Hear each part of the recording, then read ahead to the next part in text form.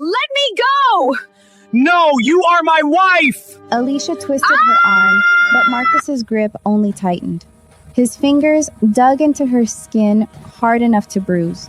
She'd have 5 perfect marks by morning, just like always. We need to talk. His voice was calm, which made it worse.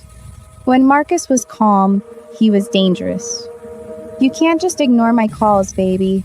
That's not how marriage works. We're divorced. She tried to pull away again. Failed again. You need to leave me alone. They were outside the Sheila Hotel, where crystal chandeliers glittered through floor-to-ceiling windows, and doormen in pristine uniforms pretended not to notice a man manhandling a woman on the sidewalk. Seoul had been supposed to be her fresh start. 6 months of peace, of breathing, of sleeping without fear. Marcus had found her 3 days ago. Divorced? He laughed, that soft chuckle that used to charm her, back when she was young and stupid. A piece of paper doesn't change what we are. You belong to me, Alicia. You always have. I belong to myself. His other hand came up to her face, almost gentle, almost loving.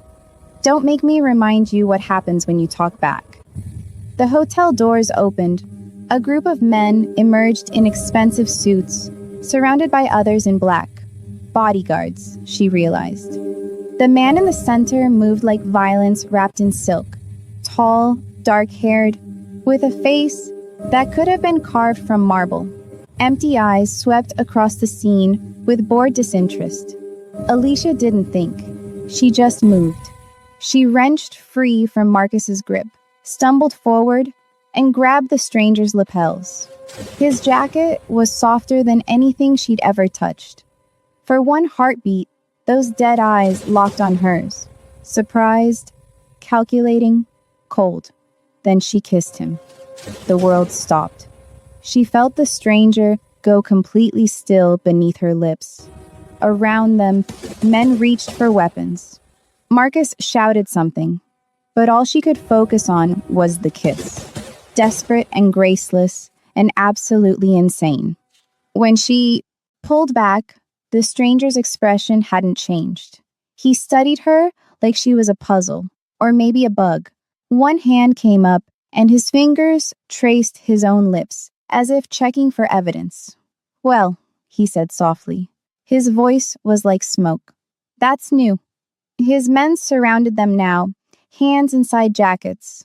One of them, a beautiful woman with a severe ponytail, looked ready to shoot Alicia on the spot. I'm sorry, Alicia gasped. I'm so sorry, my ex-husband, he won't leave me alone, and I thought, you thought kissing a stranger would help? The man's head tilted slightly. Interesting strategy. Marcus had gone pale. He was staring at the stranger like he'd seen a ghost. I didn't know she was... I wouldn't have what? The stranger's tone didn't change, but something in the air shifted, became heavier. Touched what belongs to me? She's my wife, Marcus said, but he was backing away. Was. The stranger glanced at Alicia again, expression unreadable. Now she's something else entirely. He turned to his men and spoke in rapid Korean. Alicia caught maybe 1 word in 5. Her language skills were still limited to ordering food and asking for directions. But the tone was clear enough. Orders being given, decisions being made about her fate. The beautiful woman with the ponytail stepped forward and gripped Alicia's arm. Not violently, but firmly. Come with me. Wait. Alicia looked back at Marcus, who stood frozen on the sidewalk. I didn't mean to... This was a mistake. Yes, the stranger agreed. It was. He walked toward a black Mercedes, and his men parted like water. Just before getting in, he paused. But you made it. Now, you'll live with the consequences. The car door closed. The woman, Jisoo, someone called her, guided Alicia toward a second vehicle. Please, Alicia whispered. I don't understand what's happening. Jisoo's smile was sharp as a knife. You just kissed the serpent. In our world, That means something. She opened the car door. It means you're his now, whether you like it or not. Alicia looked back one last time. Marcus was gone, disappeared into Seoul's glittering night, and she was being driven away by beautiful, dangerous strangers who spoke of belonging and consequences. The kiss had been meant to save her. She was beginning to think it might have damned her instead. Welcome to Seoul Afro Stories. If you're new here, you just walked into the most dangerous love story Seoul has ever seen. Hit that subscribe button right now because Alicia's about to make choices that'll have you screaming at your screen. Quick question. Would you kiss a dangerous stranger to escape your abusive ex? Or would you handle it differently? Be honest and tell me, what time did you start watching this? I want to know if you're team watching at 2 a.m. like it's crack or team lunch break drama. Episode 2 drops soon, and trust me, things are about to get messy. Don't miss it. The car smelled like leather and something else, something expensive that Alicia couldn't name. Jisoo sat beside her, silent and still, while a driver navigated Seoul's nighttime traffic with practiced ease. Where are we going? Alicia's voice came out smaller than she intended. Gangnam. Jisoo didn't look at her. The boss's estate. The boss? You mean the man Kang Minho, though most people call him the Serpent. Jisoo's lips curved slightly. You really didn't know who he was? I just got here 6 months ago. I work at a convenience store and a coffee shop. I don't exactly run in... Alicia gestured vaguely at the luxury surrounding them. Whatever circles this is. That kiss.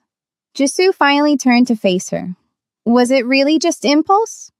My ex-husband was hurting me. I saw someone powerful and I just reacted. Stupid. But there was something almost like curiosity in Jisoo's eyes. Or brave. I haven't decided which. The car turned into a gated driveway. Security cameras tracked their progress. The estate beyond was massive. Traditional Korean architecture mixed with modern security, surrounded by high walls and guards who moved with military precision. Listen carefully, Jisoo said as they pulled up to the main entrance. In Kang Minho's world, public gestures mean something. That kiss? In front of his men, his rivals' spies, everyone? You claimed him, or he claimed you. Either way, you're marked now. Marked? Protected. Owned. Depends on his mood. Jisoo opened the car door. My advice? Be useful, be quiet, and pray he gets bored of you quickly. The main house was stunning. All dark wood and paper screens, with artwork that probably cost more than Alicia would make in 10 years. Men in black suits stood at intervals, watching her with flat professional eyes. They led her through corridors to a sitting room where Kang Minho waited. He'd removed his jacket and loosened his tie. A glass of whiskey sat untouched on the table beside him. Sip. He didn't look up from the documents he was reading.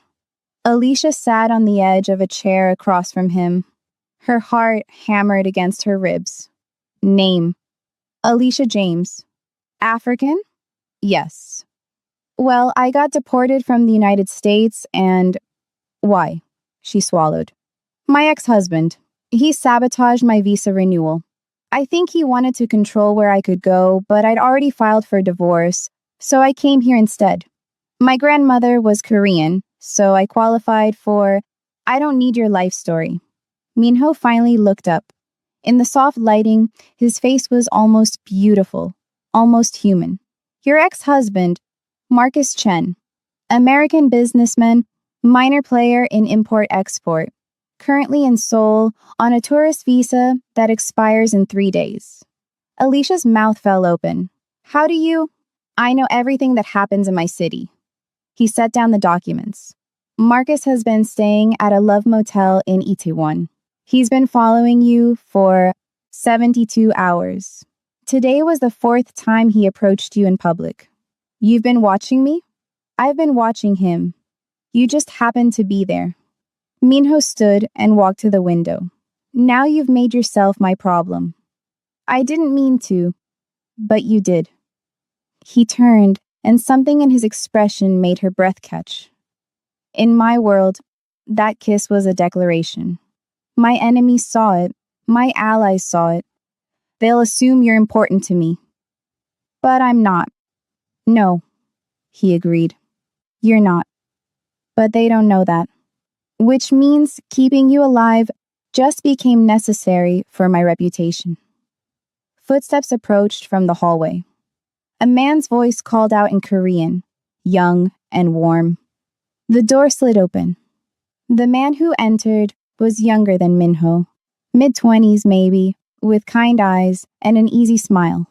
He wore a designer suit, but somehow made it look casual. When he saw Alicia, he stopped short. Hyung, he switched to English, his accent American educated. Sorry, I didn't know you had a guest. This is Alicia, Minho said. She'll be staying with us temporarily. The younger man's eyes widened. This is the woman from outside the hotel? The one who, he caught himself, glanced at Minho, then back to Alicia. His smile returned, gentler now. I'm Kang Jiho, Minho's younger brother. He crossed the room and offered his hand. Alicia shook it, grateful for the simple human courtesy. You're African? Jiho asked. Yes, but my grandmother was originally from California. Stanford, class of 2019, Jiho said proudly. Business school. You? I didn't finish college. Got married instead. The words tasted bitter. Jiho's expression softened with understanding. The man from tonight? My ex-husband. Well, you're safe here. Jiho shot his brother a look. Right, Hyung? Minho's jaw tightened almost imperceptibly. She stays until I decide what to do with her. Do with me? Alicia stood up. I'm not a thing you get to decide about. I appreciate the help tonight, but I should just go home. You don't have a home, Minho said.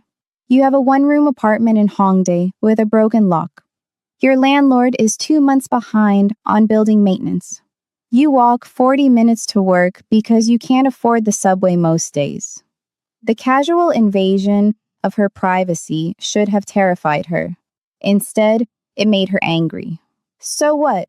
I'm poor, therefore I'm yours? Something flickered in Minho's eyes.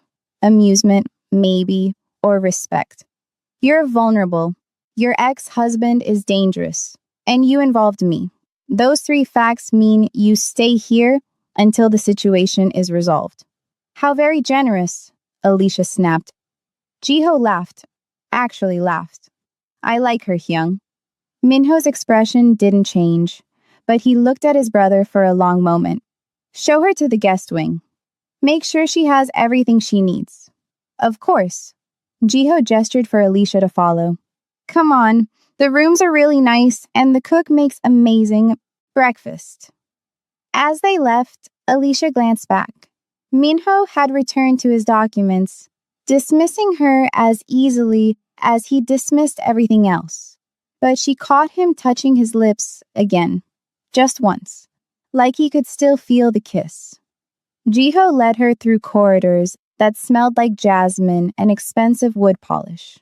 He kept up a steady stream of conversation, pointing out rooms and explaining the house rules with the ease of someone giving a campus tour. So basically, don't go into the East Wing. That's Hyung's private quarters. The gym is on the 2nd floor. You're welcome to use it anytime. Kitchen is always open, though cook gets territorial if you try to actually cook anything yourself. He grinned. Trust me, I've tried. This is insane, Alicia muttered. I should be at work right now. My shift starts in an hour. Already taken care of. Someone called both your jobs, said you had a family emergency. She stopped walking. You can't just... We can, actually.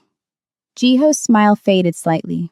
Look, I know this is overwhelming, but my brother's right about one thing. Your ex-husband is dangerous. The kiss made you visible, and visible means vulnerable. I was already vulnerable. I've been vulnerable for 6 months. But now you're our responsibility. He resumed walking. Here we are. The guest room was larger than her entire apartment. Floor-to-ceiling windows overlooked a garden lit by paper lanterns. The bed was massive, covered in silk that probably cost more than her monthly rent. Bathrooms through there, closets there. If you need anything, there's a phone by the bed.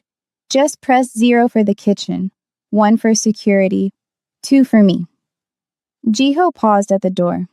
For what it's worth, I'm sorry about all this. My brother can be intense. Is he always like that? Like what? Cold, calculating, like he's playing chess with people's lives. Jiho's expression turned complicated. He hasn't always been this way. Our parents died when I was 15. Minho was 18, still in college. He had to build this empire from scratch to protect us, protect their legacy. He looked away. You have to turn something off inside yourself to survive that. He turned off everything. That's sad. It's survival. Jiho met her eyes. Just be careful around him, okay? He doesn't feel things the way normal people do. And what he can't feel, he doesn't understand. After Jiho left, Alicia explored the room. Someone had already brought her things from her apartment. Her clothes, hanging in the massive closet, looked pathetic and worn next to the empty space. She found toiletries in the bathroom, expensive brands she'd only ever seen in magazine ads.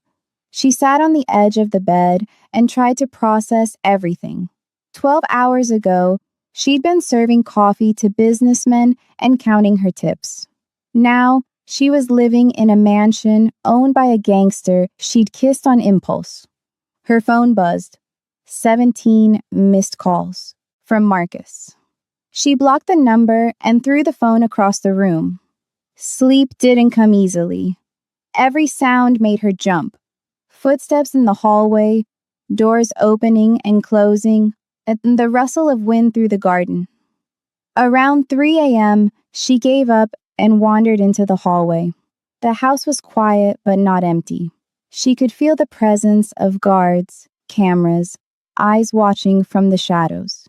She found her way to the kitchen, guided by dim emergency lighting. Someone was already there. Minho sat at a marble counter, a laptop open in front of him, and another glass of whiskey in his hand. He looked up when she entered, unsurprised. Can't sleep? He asked. I'm used to sirens and traffic. It's too quiet here. Help yourself to anything. He gestured vaguely at the refrigerator. Cook leaves leftovers. Alicia found milk and honey, made herself warm milk the way her grandmother used to. The silence stretched between them, not quite comfortable, but not hostile either. Why did you really bring me here? She asked finally. Minho closed his laptop. I told you. The kiss made you visible. You could have just scared Marcus away. You didn't need to bring me home with you. Home. He repeated the word like it was foreign. Is that what you think this is? What else would you call it? A fortress, a prison, a monument to everything I've had to become. He stood, walked to the window. But never a home. Alicia joined him. The garden below was beautiful even in darkness, meticulously maintained and completely sterile. You were at that hotel for a business meeting, she said. I saw rivals there, didn't I? You mentioned witnesses. The Jade Clan, they control the southern territories. We've been negotiating a truce for 6 months. His reflection in the glass was perfectly controlled. Your little display in front of them complicated things. How? They'll see it as weakness, sentiment, something they can exploit. He turned to face her. So I need to decide quickly. Are you an asset or a liability? I'm a person. In my world, those are the same thing. She should have been afraid. Any sane person would be. But standing this close to him, seeing the exhaustion in his eyes, the careful way he held himself. She felt something else. Curiosity. Maybe even pity. The kiss, she said. Did it feel like anything to you? Minho studied her for a long moment. No. Nothing at all? Surprise, maybe. Confusion. He paused. Why did you choose me? There were other men leaving that hotel. Safer men. You looked like you could kill someone without blinking. I can. I know. I needed that. Just for a moment, I needed to be connected to someone Marcus would fear. She laughed bitterly. Stupid, right? Effective. Minho moved past her toward the door. Get some sleep, Alicia. Tomorrow, Jiho will teach you how to survive here. And what will you do? He paused in the doorway. Figure out what to do with you. After he left, Alicia finished her milk. Through the window, she watched his silhouette cross the garden toward the east wing. Even alone, he moved like a predator. Controlled, efficient, dangerous. She touched her own lips, remembering the kiss. He'd said he felt nothing, but she'd felt his surprise. The momentary loss of control before his walls slammed back into place. Maybe he didn't feel things the way normal people did, but he felt something. She just had to figure out what. Morning came with breakfast delivered to her room. More food than she could eat in a week, presented on dishes that probably cost more than her security deposit. Alicia picked at toast and fruit, watching the garden wake up through her window. Jiho appeared at 9, looking annoyingly well-rested in another perfect suit. Ready for your first day? He asked cheerfully. My first day of what, exactly? Being protected. It's harder than it looks. He gestured for her to follow. First rule, you don't. Leave the compound without security. Second rule, if you do leave, you tell me or my brother first. Third rule? How many rules are there? Honestly, I'm making them up as we go. Hyung doesn't usually keep people here. They descended the main staircase. You're special. I'm inconvenient. That too. Jiho led her outside to the garden. In daylight, it was even more beautiful. Cherry trees, stone pathways, a koi pond that probably cost more than a car. But I think you're more than that. I've never seen my brother look surprised before last night. They spent the morning walking the grounds. Jiho pointed out security cameras, explained the guard rotations, showed her the panic buttons hidden throughout the estate. He made it feel normal, casual, like he was explaining a quirky office policy rather than how to survive in a crime lord's home. So what exactly does your brother do? Alicia asked as they sat by the koi pond. Officially, import-export, real estate, several legitimate businesses. I handle most of that side. Jiho tossed food to the fish. Unofficially, do you really want to know? I kissed him. I should probably understand who he is. He controls most of the underground operations in Seoul. Protection, information, occasionally moving things that can't be moved through legal channels. Jiho's voice was matter of fact. He doesn't deal drugs, doesn't traffic people. Those are his lines. But everything else? Fair game. And you're okay with that? I'm his brother. I don't have to be okay with it. I just have to love him. Jiho looked at her. He's not a good man, Alicia. But he's not pure evil either. He's just broken in ways that can't be fixed. They were interrupted by Jisoo, who appeared like a ghost at the edge of the garden. The boss wants to see her, she said coldly. Jiho stood. I'll come with just her. Alicia followed Jisoo through the house to Minho's study. The room was all dark wood and leather, lined with books in Korean, English, and Chinese. Minho sat behind a desk that looked antique and priceless. Sit, he said, without looking up from his laptop. Alicia sat. Jisoo took a position by the door, arms crossed. I've made a decision, Minho continued. You'll stay here for 2 weeks. In that time, I'll have Marcus Chen removed from Seoul and ensure he doesn't return. Removed how? Does it matter? Yes. Minho finally looked at her. Legal channels. A warning. If he's smart, he'll take it. If he's not, he shrugged. Then the consequences are his own. And after 2 weeks, you go back to your life. We'll set you up somewhere safer. Provide enough money to stabilize your situation. In exchange, you forget this ever happened. It was generous. More than generous. She should have been grateful. What if I don't want to forget? Something dangerous flickered in Minho's eyes. Excuse me? You said the kiss marked me, made me visible. 2 weeks won't change that. Will it? Your enemies will still know my face. A valid point. Minho leaned back in his chair. What are you proposing? I don't know yet, but sending me back to my old life feels like putting a target on my back. Clever. He almost smiled. You're trying to extend your protection. I'm trying to stay alive. They stared at each other across the desk. Jisoo shifted uncomfortably by the door. You'll work for it, Minho said finally. Jiho needs an assistant for the legitimate businesses. You'll help him, learn Korean, make yourself useful. In exchange, you stay under my protection. For how long? Until I decide you're no longer needed, or no longer wanted. It was a trap, Alicia knew. The longer she stayed, the deeper she'd get pulled into this world.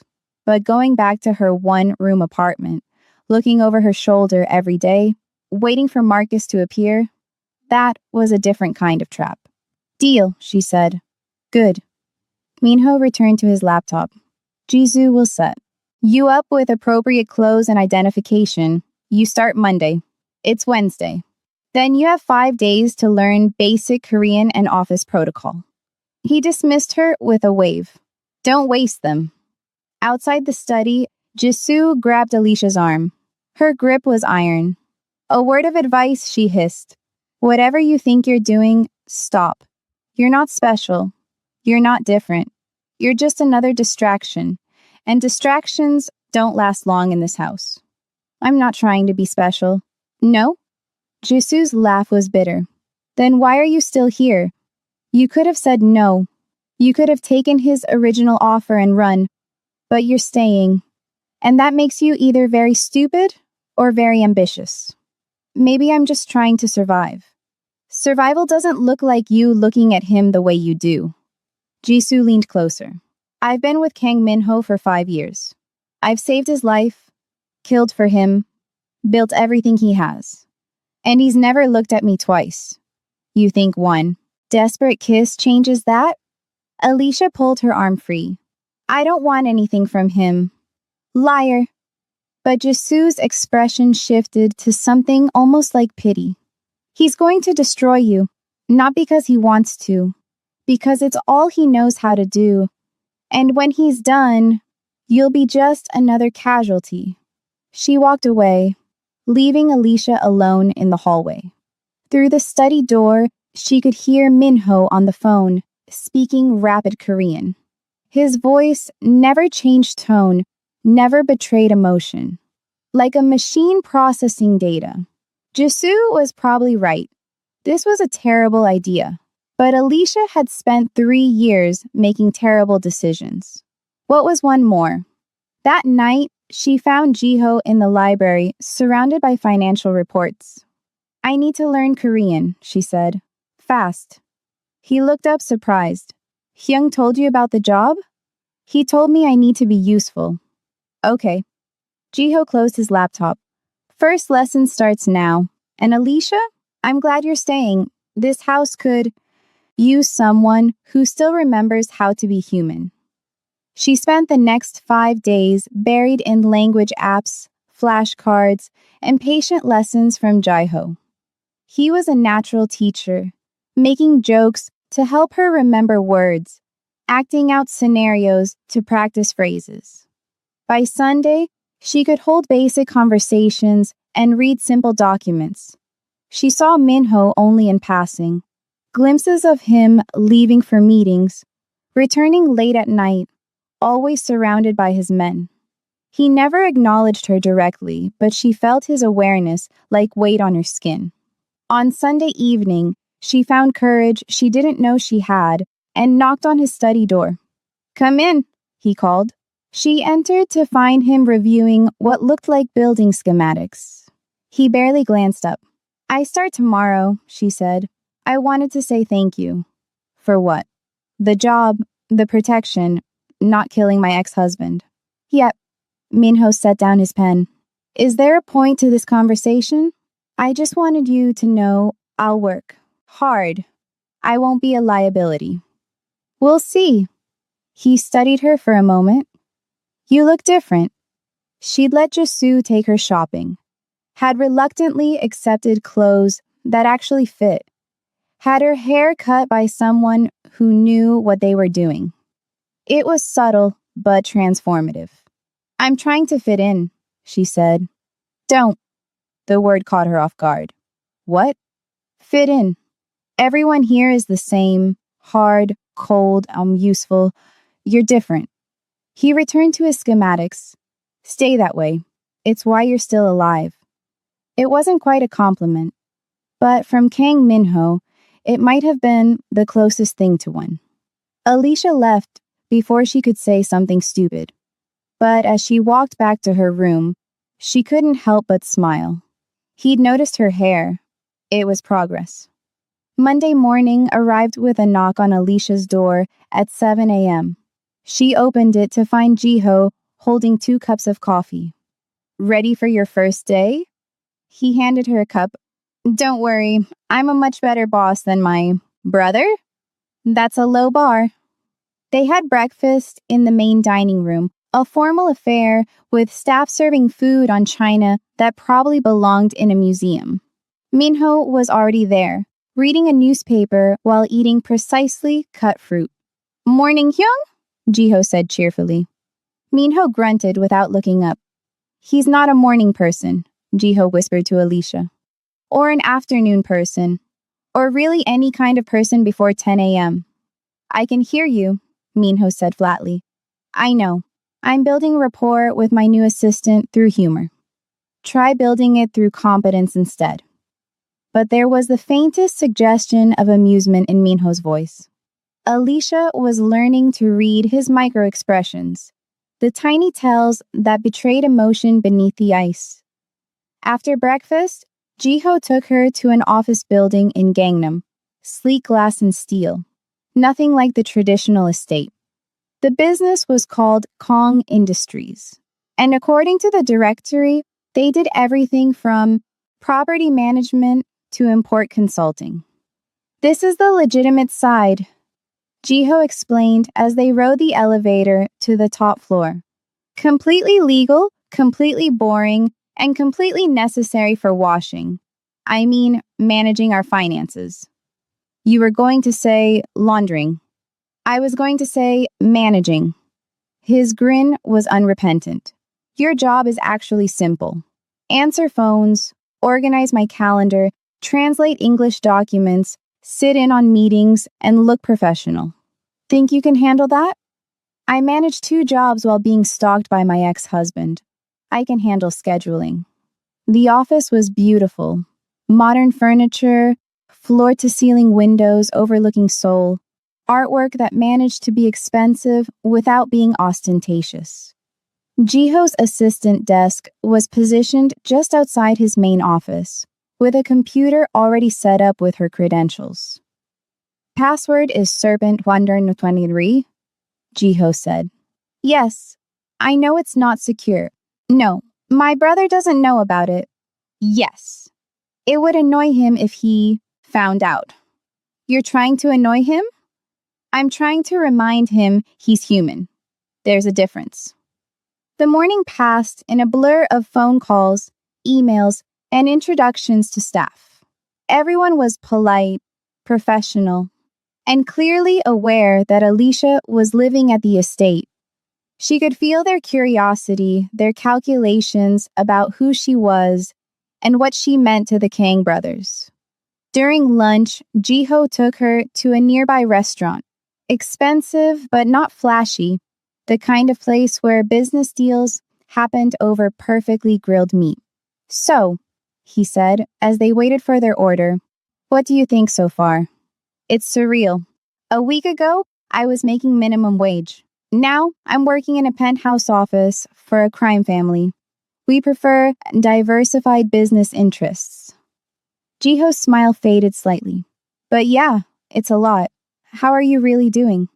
"Honestly, I keep waiting for something terrible to happen. For Marcus to show up, or for your brother to decide I'm not worth the trouble. Or, hey." Jiho reached across the table, squeezed her hand. "You're safe here, I promise." His hand was warm, his grip gentle but firm. It was the first time in months anyone had touched her with kindness instead of possession. Alicia felt tears prick her eyes. "Sorry," she said, pulling away. "I'm not usually this emotional." "You're processing trauma. It's normal." Jiho's expression was so genuinely concerned that it made her chest ache. "If you ever need to talk, I'm here, not as your boss, as a friend. We barely know each other. So, I'm a fast friend maker. It's one of my many charms." They were interrupted by Jiho's phone buzzing.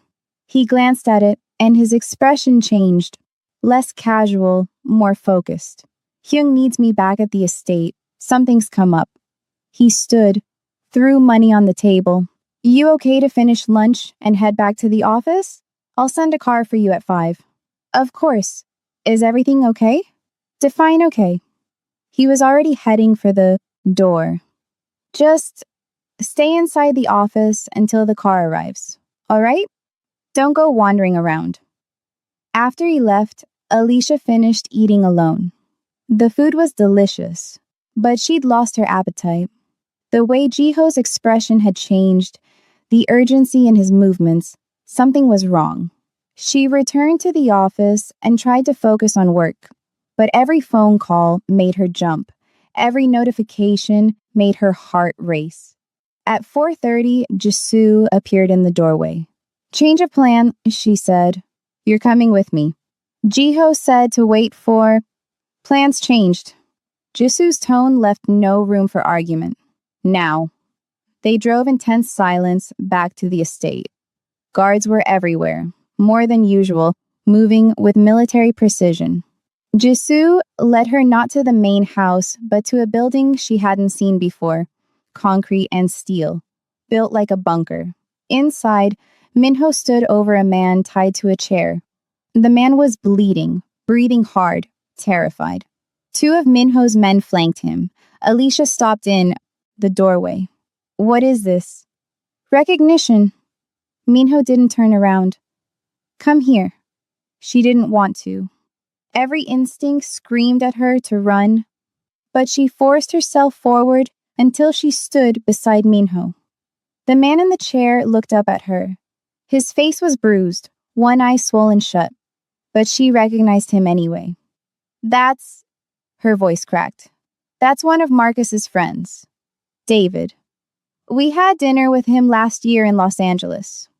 "He's been following you for Marcus," Minho said.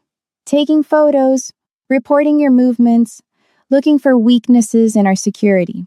He pulled out his phone, showed her images of herself, walking to work, shopping at a convenience store, sitting in a cafe. Dozens of photos taken over weeks. "Your ex-husband is building a case, a dossier." Alicia felt sick. Building it for what? For leverage, for kidnapping, for whatever sick obsession is driving him. Minho finally looked at her. "I told you he was dangerous. Did you believe me?" She couldn't look away from David, who was crying now, begging. "What are you going to do to him?" "That depends. Do you want him alive or dead?" The question was so casual, it took her breath away. "What?" "He helped Marcus stalk you, terrorize you, invade your privacy."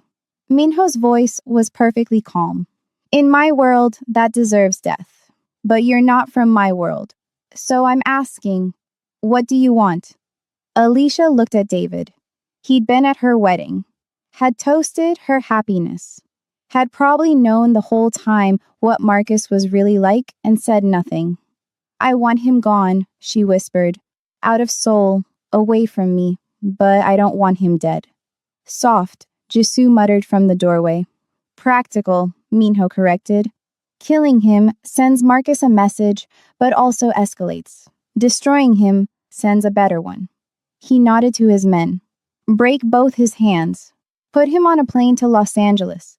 Tell him if he ever looks at another photograph of Alicia, I'll find him and finish this. The men moved immediately. David screamed. Alicia turned away, but Minho caught her chin, forced her to watch. This is what protection costs, he said quietly.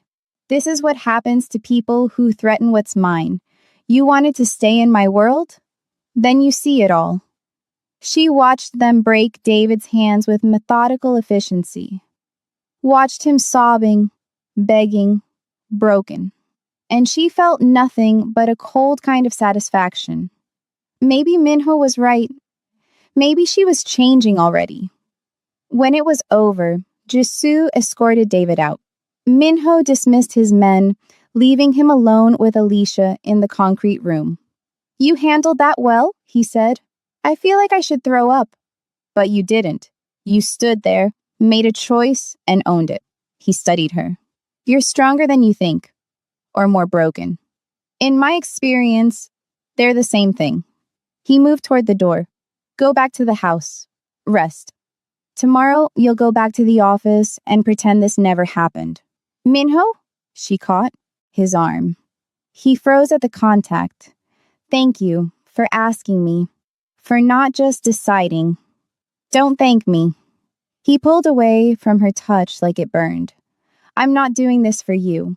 I'm doing it because your ex-husband is testing my boundaries. This is about power, not protection. He left her standing in that cold concrete room, surrounded by David's blood. But she'd felt him flinch when she touched him. Felt the momentary crack in his control. He could lie about his motivations all he wanted. She'd seen the truth. That night, Alicia couldn't sleep again.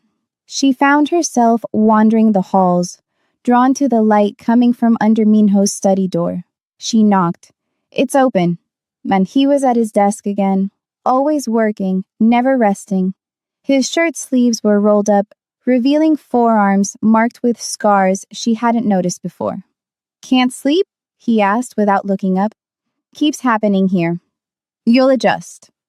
She sat in the chair across from him without being invited. Why did you let me choose? About David? You already asked me that. You gave me a political answer. I want the real one. Minho set down his pen, finally meeting her eyes. Because I wanted to see if you could. Could what? Make a hard choice. Own the consequences. Most people who end up in my world crack immediately. They either become monsters or victims, nothing in between. He leaned back. I wanted to see which one you'd become. And? You became neither.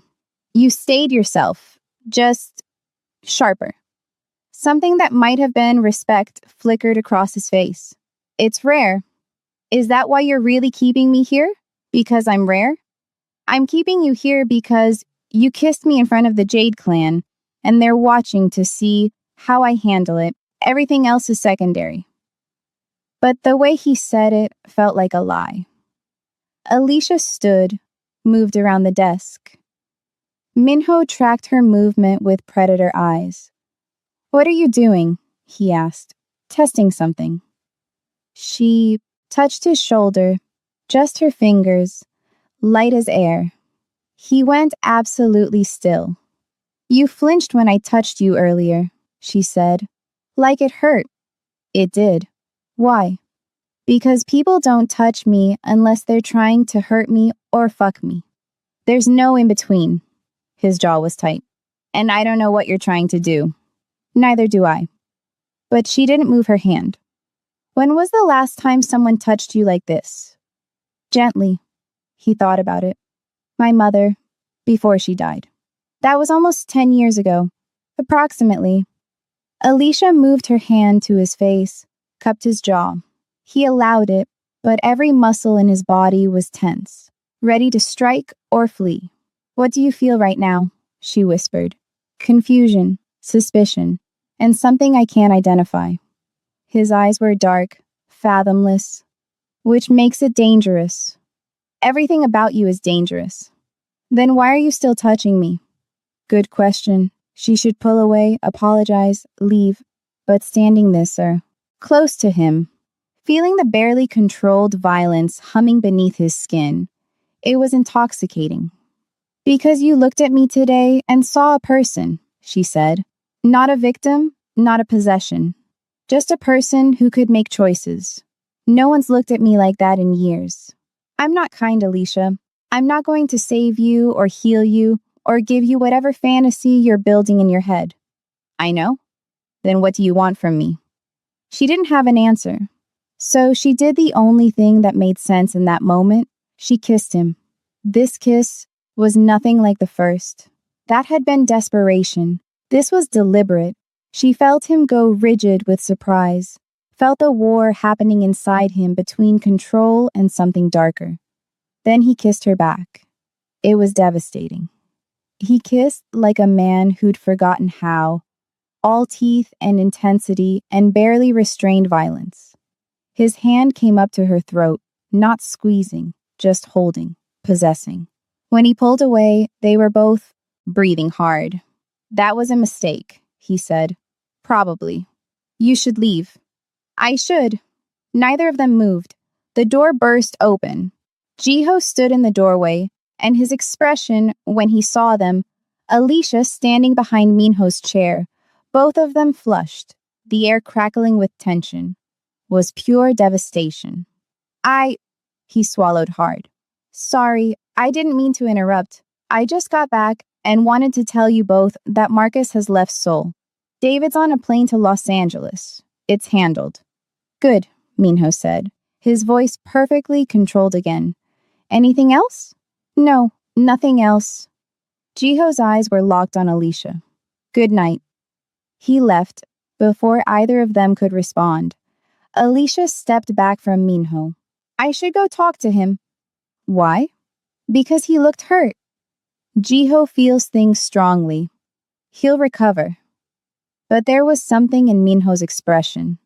Guilt, maybe. Or the closest thing he could manage to it. "Go. Before I do something else, I'll regret."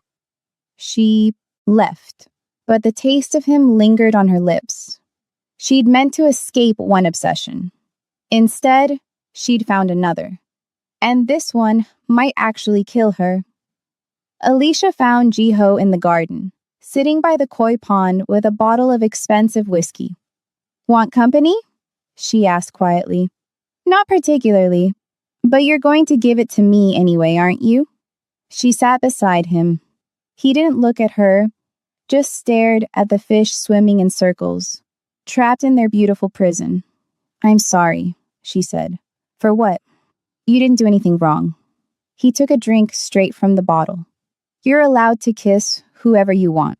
"Jiho, I saw the way you looked at him that first night. I knew then, but I told myself, maybe if I was patient, if I was kind, if I showed you what it could be like with someone who actually knows how to care." He laughed bitterly. "Stupid, right? Thinking I could compete with my brother. It's not a competition, isn't it? It's always been a competition. He's brilliant, ruthless, powerful. I'm just nice, useful. The acceptable face of a criminal empire." Jiho finally looked at her. "Do you even know what you're doing? Getting involved with him?" "No," she admitted. "I don't. He's going to hurt you. Not because he wants to, but because he doesn't know how not to. He spent 10 years building walls, and you think one kiss is going to bring them down? I don't think anything. I'm not trying to change him or save him or whatever you think I'm doing." Alicia wrapped her arms around herself. When I'm near him, I feel something. After years of feeling nothing but fear and shame, just feeling anything is addictive. That's not love, that's trauma bonding." I know. She did know. Intellectually, she understood exactly what was happening. She was attaching to the person, providing protection, confusing intensity for connection. But knowing and stopping were different things. But I can't seem to stop it. Jiho stood, swaying slightly. I'm going to tell you something my brother would never say. You deserve better than both of us. Better than him because he's broken. Better than me because I'm falling in love with you. And loving someone who loves someone else is its own kind of hell. He handed her the bottle. Find someone who sees you and chooses you without all this complicated bullshit. He walked away before she could respond and disappearing into the house. Alicia sat alone with the whiskey and the koi, wondering how she'd managed to hurt the one person who'd only ever been kind to her. Wait, don't you dare leave yet. You just witnessed Alicia break the heart of the only good man in this story to chase a man who doesn't even know how to feel. And let's not forget Jisoo. 5 years of loyalty, killing for him, saving his life, and Minho still doesn't see her. Now, here comes Alicia with one kiss, and suddenly he's feeling things? The jealousy is real, and it's about to get deadly. But here's what I need from you right now.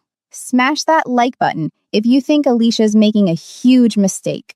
Drop a comment telling me, are you Team Jiho, the man who actually loves her, Team Minho, the broken serpent, or Team Jisoo? Because honestly, she deserves better. Subscribe to Soul Afro Stories because part 2, Chile. We're about to see Minho finally admitting he feels something. Maybe Jiho's heart getting shattered into a million pieces. Jisoo's jealousy turning into something dangerous. The Jade clan coming for blood. And Alicia making the kind of choices that'll have your group chat on Fire Real Talk.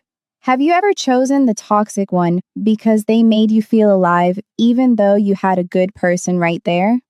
Drop your story below. No judgment. We've all been Alicia. Part 2 drops very soon, and I promise you're not ready for what happens when Minho's walls start cracking. Jisoo's jealousy explodes, and Alicia realizes she might be in too deep. Don't forget to turn on notifications, because when I say this story gets darker, I mean betrayals, bloodshed, and broken hearts. And not everyone's making it out alive. See you in part 2. If your heart can handle it. So who's ready for part 2? And where are you watching from?